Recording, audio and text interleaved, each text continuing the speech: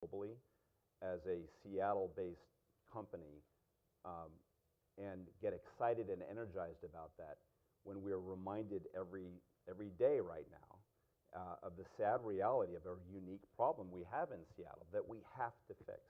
There are 2,000 small children in King County that are sleeping in cars. Yeah. It's an invisible part of the homeless problem. It is We have college students that are sleeping in cars. yeah. And they are the most vulnerable. It is not a normal homeless problem. This is not a problem in San Francisco, for example, which has a homeless problem, but this is not it. This is unique to King County. They are waiting more than 3 months, not for homes, but for emergency shelter. So our safety net here in Seattle, in innovative, progressive, wealthy King County, has failed the most vulnerable. And so we believe that, and I tell my daughter who wants to go and do an exotic trip abroad for her project week, I'm like, you want to go help refugees, go to Mary's Place, because you will see that 3/4 of them are persons of color. They're often from Congo, Sudan, Somalia, and they're out there sleeping because there is no place for them to go. And so we're a part of the No Child Sleeps Outside campaign that just launched again, and we believe that this is our shame. It's something that we can't stand by and allow to happen, and we know others are working hard at it as well. But we think that before we go out from Seattle and try to save the world, we have got to fix this problem. This is the most solvable problem of homelessness. Families are homeless for the shortest time than any other population. They are desperate to get back inside. It's not healthy, it's not safe, there are long-term consequences for infants sleeping in cars, and our city and our county have frankly failed to make this a priority. We need to give them a voice, is the answer. We believe that corporations collectively and NGOs and everyone else need to give this population a voice, and then let's go save the rest of the world. Yeah, we hosted Tent City 3 on our Seattle campus last year, and there's been a number of faith-based schools that have hosted tent cities, but we were the first public university to do that. And one of the things that was, I think, surprising to some of our students and faculty, not to all of them, but was that most of these individuals, and some of them were families, went out to work in the morning. Yes. That they had jobs. And school. Absolutely. And that, and we hosted it partly because we have so many people doing work on homelessness, and so it was a wonder, but also to try and break down some of the myths that are there about the homeless. But absolutely, I mean, this income inequality that we see in this country does make it more difficult to look. I mean, I was talking about study abroad. One of the things that we really try and do, it's not just about, there's the global elite that probably has more in common with each other than, let's say, us and that family from Eastern Washington or from King County that's living in a shelter. And when I talk about meaningful study abroad experiences, it's really going beyond that, let's just meet other people in other countries that are just like us. Right. I mean, one of the things that I'm proudest of is, and I think it is related to the study abroad, is that, year after year, we're one of the top 2 or 3 universities in the country that turn out students who end up going into the Peace Corps. I mean, we want those experiences, whether they are across the state or across the world, to be not just with the global elite, but with real people on the ground. If you look, Akhtar, at who has benefited from globalization over the last 25 years, in the United States, all the economists have said it's the top 1%, the top 10% have disproportionately benefited from the economic growth that globalization has created. And earlier in our conversation in the green room, you talked about globalization has created peaks and valleys, right? And so what we failed to do in our country is to take some of the spoils of globalization and invest it in the valleys, invest it in retraining. I'm sorry, but the coal mining industry is not going to come back. We've got to retrain the sons and daughters of coal miners to have information technology jobs and other kinds of jobs and careers. We've got to invest in education. We've got to invest in these social issues that plague our country, and we cannot just keep our heads in the top 1%, the clouds, and continue to believe that a nation that is filled with haves and have-nots, and the have-nots are not participating in the prosperity, that nation cannot hold together forever. We have to bring all of us along. We're all better off when we're all better off, and we've got to invest more in our schools.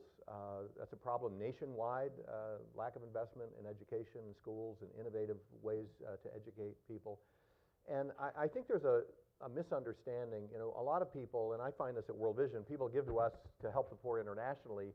Those same people, many of them would not give to help the poor in America, believing that if you're poor in America, it's your own fault. Right. But if you're poor in Kenya or South Sudan, you're a victim of circumstance. One of the reasons we're so generous toward natural disasters is it's not their fault, right? And we can put ourselves in that position if that happened to us, and so we're very generous. But I believe that poverty in America is as much a prison for a young child as it is in South Sudan. It's just got different bars in the prison walls. It's not lack of clean water or lack of food for the most part. It's psychological, it's sociological, it's the lack of role models, it's the culture in your neighborhood that might be gang infested or drug infested. And so if you grow up in America in one of those subcultures, that prison of poverty, you can't even see that going to the University of Washington is a possibility for you because you don't live in a place where you can see that.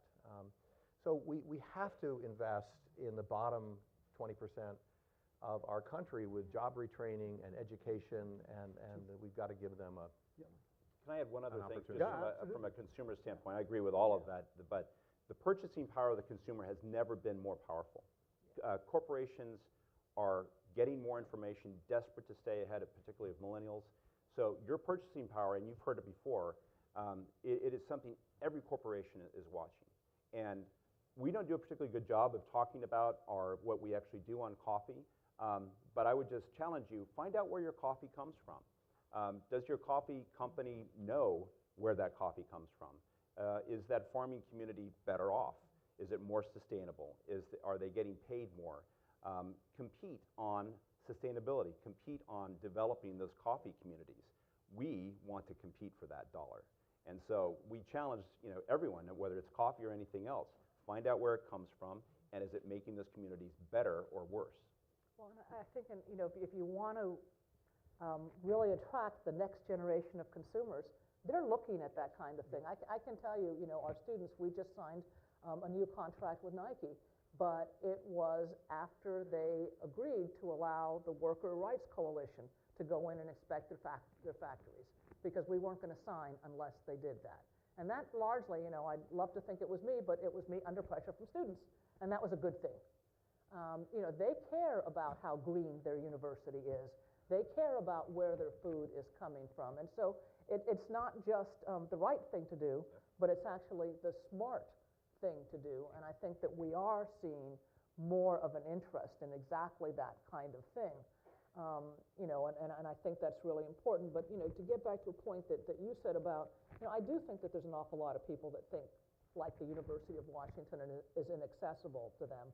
That's why I just wrote a letter to every single principal at every single public high school telling them about the Husky Promise, which is basically if you're, low income, meaning qualifying for a Pell Grant or the state need grant, which is about a family of four making under about $55,000 a year, you don't have to pay tuition.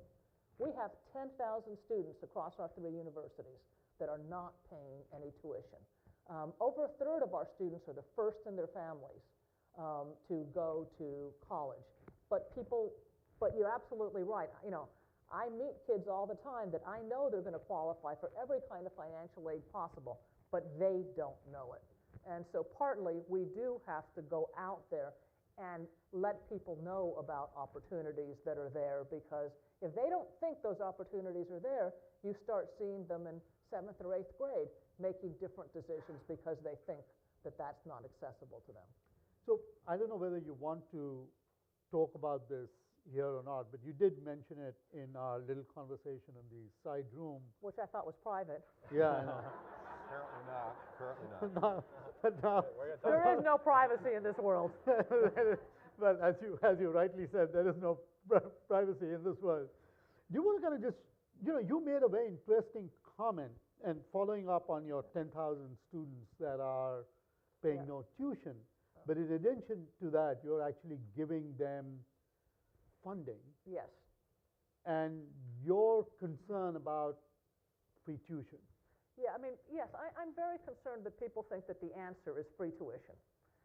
For most of our low-income students, right now, cost of living in Seattle is more expensive than tuition. Tuition's about $12,000. We estimate cost of living as being more like $15,000. And for our low-income students, we need to help them with cost of living. And right now, how we do that is every time there's a tuition increase, we skim off the top to put into financial aid for our low-income students. Look, I want to be clear. If we had enough money or enough will to provide free tuition and cover the cost of living of low-income students, hey, I'm there. But to think that free tuition is the answer for low-income students, in fact, it might take away from them, because we do use that tuition to help them with cost of living. And when I say help them, I don't mean we cover it all. Most of those students work, and we expect work to be part of their contribution, but they need more than just